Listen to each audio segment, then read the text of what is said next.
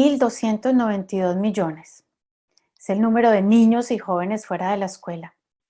Detengámonos por un segundo ante la magnitud de esta cifra.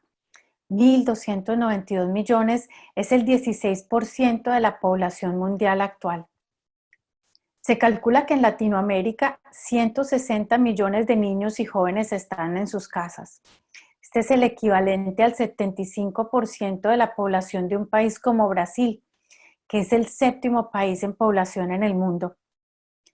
Tienen acceso a algún tipo de educación remota a través de cursos masivos en línea, de videoconferencias, de recursos en plataformas interactivas, de televisión y radio educativa, incluso de materiales impresos que en algunos casos han llegado a sus casas. Algunos no tienen acceso a educación. Mi nombre es Claudia Urrea, soy educadora del MIT, experta en educación y tecnología, y quiero hoy compartirles mi idea de la educación imposible. Y es que esta idea de lo imposible tiene que ver con el acceso a la mejor educación de calidad para todos. Es una educación que responde a las necesidades únicas del individuo, pero que además lo prepara para que de forma colectiva pueda resolver crisis como la que enfrentamos hoy, pero que además lo prepara para inventar y crear mejor futuro para todos. Y les hago una pregunta. Levante la mano si recuerdan por lo menos una ocasión en la que alguien les haya dicho que algo que quieren lograr es imposible. 50%, 70%, 90%, creo que todos tenemos una historia que contar. Y la que quiero compartirles hoy tiene que ver con mi proceso de admisión a posgrado en MIT, que algunos pensaron imposible, pero que solo me tomó 3 años en lograr. Y es que esa idea de lo imposible lo que desató fue un deseo y una motivación para seguir y continuar haciendo mi trabajo mejor, para llevar nuevas oportunidades de aprendizaje a aquellos que no tenían y para repensar e inventar nuevas formas de aprender. ¿Cuál sería nuestra realidad hoy sin la bombilla eléctrica de Edison y miles de otras patentes que logró registrar en los Estados Unidos y en el mundo? ¿O nuestra vida sin televisión, que se ha convertido en uno de los mecanismos de acceso a educación para muchos niños del mundo? Actualmente, 78% de los hogares del mundo tienen por lo menos una televisión. ¿O qué sería nuestra realidad sin los numerosos intentos de los hermanos Wright por volar un avión? Todas estas invenciones que en algún momento se calificaron como pérdida de tiempo o imposibles. Pero regresemos rápidamente a la crisis que nos reúne hoy. ¿Qué ha sido posible? Ha sido posible visualizar una capacidad increíble de respuesta para dar acceso a un aprendizaje remoto a nuestros niños y jóvenes del mundo. Esta capacidad de respuesta se ha dado gracias a los avances tecnológicos de los últimos años. Y me pregunto, ¿cuál sería nuestra realidad y nuestro debate si esta crisis hubiera pasado hace 50 años? Ha sido posible derrumbar barreras que por décadas han impedido que hagamos avances y cambios significativos en la educación y en nuestros sistemas educativos del mundo. Ha sido posible magnificar la capacidad de respuesta y la cantidad de recursos existentes, pero ha sido posible de la misma manera visualizar todas las deficiencias de nuestro sistema. Y déjenme hablarles de algunas de las prioridades que considero se deben atender de forma inmediata. La primera tiene que ver con la dinámica en el hogar alrededor de la educación de los hijos. La educación ya no es una responsabilidad de la escuela, se ha convertido de forma inevitable en una responsabilidad de la familia y del individuo mismo.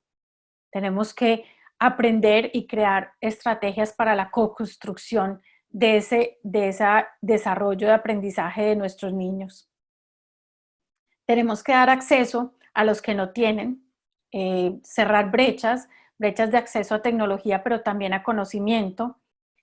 Y debemos, por último, atender poblaciones vulnerables. Y déjenme hablarles de 2 de ellas. La primera población vulnerable de la que quiero hablarles es de nuestra niñez en el mundo.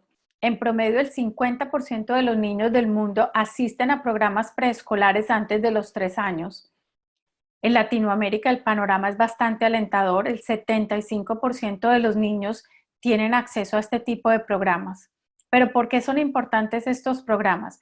Porque el 80% del desarrollo del cerebro sucede antes de los 3 años, porque tenemos evidencia de que el promedio de escolaridad es 1 año más en niños que han tenido este tipo de programas comparados con niños que no han tenido este tipo de programas, y que en vida adulta esos mismos niños tienen acceso a mejores trabajos, conservan sus trabajos y han demostrado ingresos hasta de un 25% más comparado con niños que no tienen acceso. Esta es una población que nos está costando atender en medio de esta crisis a través de una educación remota con el apoyo de los padres. La segunda población vulnerable son nuestras niñas y jóvenes en el mundo. Nuevamente en Latinoamérica tenemos un panorama bastante alentador, donde en promedio un porcentaje mayor de niñas termina su edad secundaria. Estas niñas están en riesgo porque asumen en medio de una crisis como la que estamos viviendo actividades domésticas, son las que apoyan en la generación de ingresos en la familia. Algunos de estos ejemplos tienen que ver con sexo transaccional y están en riesgo de ser víctimas de abusos sexuales en su familia, en sus hogares, que pueden resultar en embarazos no deseados y que les va a impedir regresar a sus escuelas. Nuevamente, una población que tenemos urgencia de atender. Retomemos entonces esta idea de la educación imposible.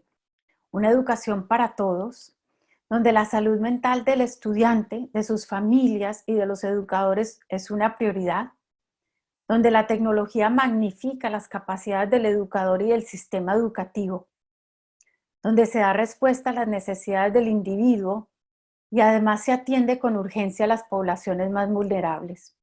Esta crisis, que no solamente es de salud, pero es una crisis del sistema educativo mundial, puede ser una oportunidad única para crear una educación que parece imposible. Pero ¿cómo abordar este reto de una educación imposible? Para mí, esta educación imposible tiene que estar apoyada por principios básicos de liderazgo. Esta metáfora de la silla de 3 patas nos explica de la manera más sencilla los 3 principios fundamentales del liderazgo, que empiezan con las aspiraciones individuales y colectivas, que permite crear mecanismos de reflexión para revisar nuestros modelos mentales y los supuestos que estamos haciendo con respecto a las soluciones educativas que queremos crear, pero donde no perdemos la visión del sistema como un todo. Creo que si algo hemos aprendido en esta crisis es que el beneficio de un individuo, el beneficio de una ciudad, el beneficio de un país no es suficiente para salir adelante en una crisis. Creo que esto mismo aplica en esta idea de educación imposible. En medio de una crisis como la que estamos viviendo actualmente, algunos de estos principios de liderazgo se manifiestan en la forma de actuar de nuestros gobernantes y generan sentimientos de confianza y de esperanza hacia una solución que va a llegar en el futuro. Los invito a que esto sea el sentimiento de un movimiento que genere una educación imposible y que el hacer lo posible no nos impida lograr lo imposible.